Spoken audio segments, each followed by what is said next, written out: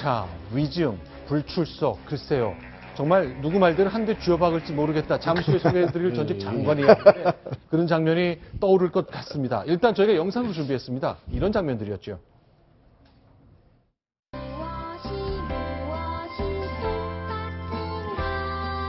저는 그렇게 얘기한 일이 없습니다. 잘 기억이 안 납니다. 제가 잘 모릅니다. 관여 한 바 없습니다. 저는 모릅니다. 잘 기억이 안 납니다. 뭐 별 신경 안 썼습니다. 제 입장에서 보면 전부 다 억울한 겁니다.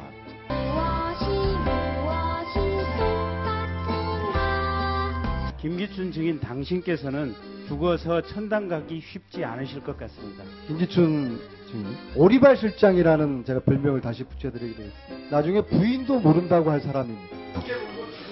제가 우병우 검사였다면 한 방 쥐어박을 것 같아요. 죄를 벌받지 않고 피해가면 언젠가 너의 후손들이 대를 이어서 벌을 받게 될 것이다.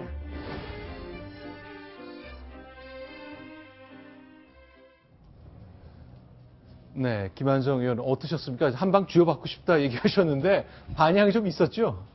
그건 뭐 제가 말이 좀 과했던 거고요. 네. 그러나 국민들 보시기에 어땠을까? 저분들은 고위공직자입니다. 네. 비서실장, 민정수석, 하늘에 새도 떨어뜨리는 권력자들입니다. 네. 그런 공직 책임 있는 자리에 있었던 분들이 네. 저렇게 과연 국민 앞에 대답해도 될까 네. 하는 좀 아쉬움과 네. 좀 분노가 있었습니다.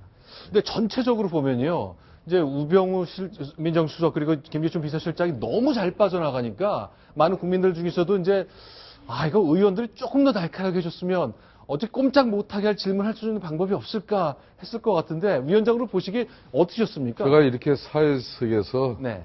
17명의 우리 동료 청문위원들이 네. 정말 많은 준비를 했어요. 네. 이 청문회에서 잘하면 스타 되고 대통령도 될 수 있는데 네. 그게 바로 작고하신 노무현 전 대통령 아닙니까? 네.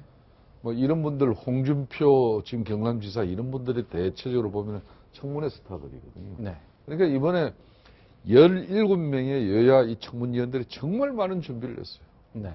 근데 이 많은 준비 속에서도 역시 김기춘과 우병우 같은 사람들은 뭐 기름 바른 사람들은 네. 감당이 안 되는 거예요. 그러니까 빨리 법을 국회에서 이 정언 감정 등에 관한 법률에 의해 가지고 네. 허위 정언하면은 여기서 말 제대로 하면 그 아는 걸 모른다 그러고 또 실질적인 내용을 다르게 했다가 나중에 처벌받으면 이거 큰일 난다는 걸 네. 제대로 주시해야죠. 그러니까 저도 그 관련해서 말씀을 좀 여쭙고 싶은데요. 앞서 그 원포인트 강제 구인법을 말씀하셨는데 네. 물론 이제 청문회에 출석하지 않는 증인들을 데려오는 것도 중요하지만 앉혀놓은 증인들에 대해서 진실을 얘기할 수밖에 없는, 진실을 얘기하지 않으면 반드시 나중에 기소가 될 수 있다, 처벌받을 수 있다. 이래서 뭐 수사권이라든지 아니면 기소권이 특조위에 없다 보니까 증인들이 잘 모르겠다, 이렇게 부인으로 일관하는 거 아니냐. 그래서 국조특위 자체를 청문회로만 끝나는 것이 아니라 나중에 이것이 수사로 이어지거나 또는 기소로 이어질 수 있도록 후속 조치까지 좀 해야 되는 거 아니냐, 이런 지적이 좀 있습니다. 제가 이제 요 며칠 상간에 박영수 특검을 지금 만날 겁니다. 네. 청문회 기간 동안에 사실상 허위 정을 한 내용이라든지 이건 국민들이나 저희 청문위원들이 보더라도 명백한 한마디로 네. 허위 정언을 한 사실에 대해서는 제가 특검 박영수 검사에게 바로 처벌을 요청할 거예요. 네. 그래서 앞으로 이런 부분이 없도록 할 것이며 또 중요한 것은 이번 특검을 통해서 이렇게 느껴지는 부분입니다만 네. 국민과 함께하는 국정조사가 되니까 네. 여러분들 사실상 몇 년 전 국정조사는 정말 유명무실했잖아요. 기억이 안 그래도 납니다. 이번에는 우리 국민들이 실시간으로 우리 청문위원들에게 SNS로 정보를 제공했어요. 그걸 제대로 활용한 위원들은 이번에 상당히 스타 청문위원들이 되었죠. 그러니까 앞으로도 우리 위원들도 많은 준비를 해야 되겠지만은 제가 잘못이 있는 사람들 국회에 이제 청문회 정인 채택되면은 정말 올바르게 살지 않았다고 하면은 우리 국민들의 이런 제보에 의해서 빠져나갈 구멍이 없다는 걸 이 자리를 통해서 밝혀드리고 있습니다. 글쎄요, 이제 저희들을 보기에도 이제 좀 답답한 장면들이 좀 있었는데, 이제 직접 질문 안 하셨지만, 일부 하시기도 했지만, 위원장으로서 이렇게 엄포를 놓고 호통을 좀 치는 게 증인들이 좀 정신을 차리는데 도움이 됐을지 모르겠습니다. 김성태 위원장, 이런 장면들이 있었습니다. 소장 들어! 예, 알겠습니다. 본과장 앞으로 모시고. 답변 자세와 태도가 아주 불량합니다. 예? 어렵게 이 자리 정원대에 선 마당이면은 국민들에게 진솔한 자세와 또 망가집니다. 아니 지금 실제로 모르는 일에 대해서 계속 물어보기 때문에 모른다고 말씀드리고 있습니다. 정말 그렇게 똑바로 안 하실 겁니까? 바로 앉아 있습니다, 위원장님. 그 자세에 바르게 하세요. 여기가 민정수석실의 부하 직원들하고 회의하는 장소도 아닌데 잠깐 메모하라고 허용한 것이지. 본인의 답변 내용을 그렇게 기록하기 위한 자세로 메모를 허용하는 게 위원장이 아니에요. 자세 바르게 하시고 성의 있게 답변하세요. 네, 위원장 말씀 여기가 뭐 유의하겠습니다. 민정수석실에 뭐 회의 장소 회의하러 왔어요? 이규혁 증인 오늘 지금 위원들로부터 신문조사 한 번도 안 받았죠? 네, 그렇습니다. 모든 증거를 없애라는 지시를 최순덕의 딸인 장시호 씨로부터 받은 사실이 있습니까? 없습니까?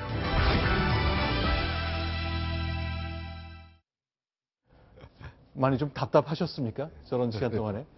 그렇죠. 아무래도 그 이규혁 증인 같은 경우는 증인으로 채택해놓고도 우리 위원님들이 너무나 중요한 증인들이 많으니까 사실상 좀 소홀했어요.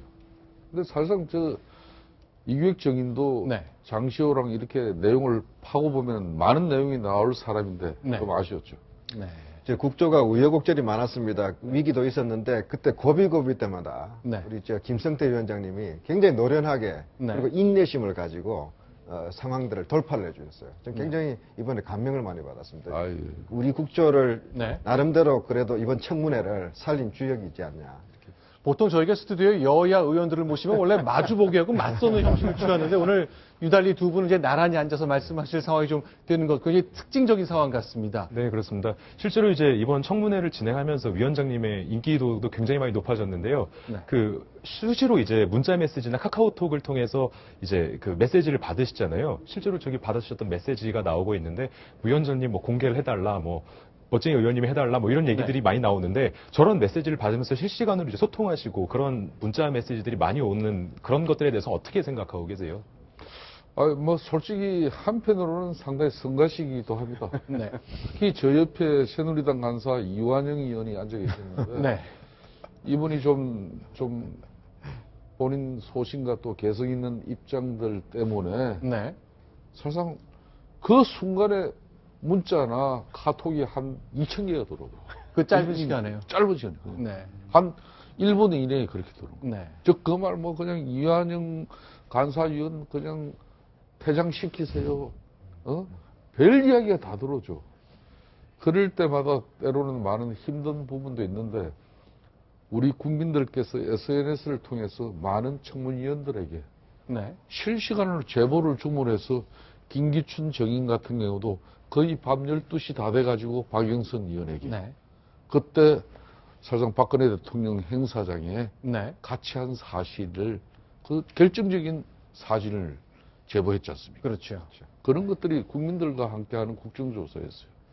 알겠습니다. 자, 김한정 의원도 저희가 쭉 영상을 찾아보니까 이화 여대 관련된 질의 때 이제 예. 활약이 좀 보였던데요. 그것도 여기가 영상으로 잠시 소개해드리겠습니다. 제가 오늘 문자를 많이 받았습니다. 하나 소개하겠습니다. 이화여대 학생이 보낸 겁니다. 김혜숙 교수님은 경찰 투입과 학사 비리 관련해서 학생들 입장에서 정의 구현을 위해 많이 애써주셨습니다.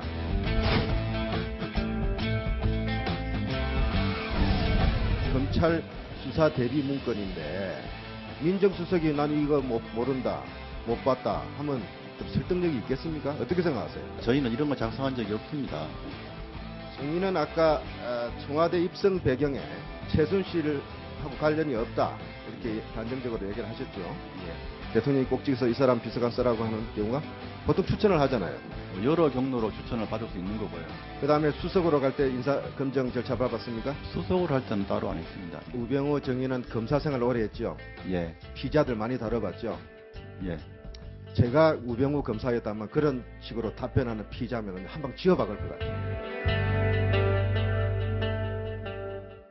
김한정 의원님께 네. 저도 질문을 또 드리고 싶은데요. 실제로 이제 최순실 씨가 이제 우병우 그리고 또 우병우 전 수석 그리고 김기춘 비서실장과 이제 큰 관련이 있을 거라고 생각을 하는데 그렇다면 어떤 계기가 특히나 이제 좀 더 그 사람들 사이의 관계에서 그 관계 형성의 계기가 됐을 거라고 보고 계신지 뭐 추가적으로 있으시다면 저희도 그런 소스를 받아들여서 또 취재하는데도 도움이 많이 받을 수 있을 것 같고요.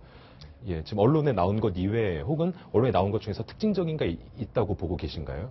저는 그 관계의 판도라 상자가 이미 2014년 네. 정윤회 문건 사건에서 이미 열렸습니다.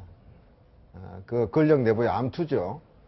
정윤회 등 비선 세력들은 김기춘 나가라고 한 거 아닙니까? 김기춘 비서실장은 그 보고서를 받고 뭉갰잖아요. 대신에 타협을 했죠. 그 과정에서 어떻게 됐습니까? 청와대 비서실장 민정 라인, 민정수석은 대통령 측근 비리나 친인척 관리를 해야 되는 주무비서관이고 공직기강을 잡는 주무비서관입니다.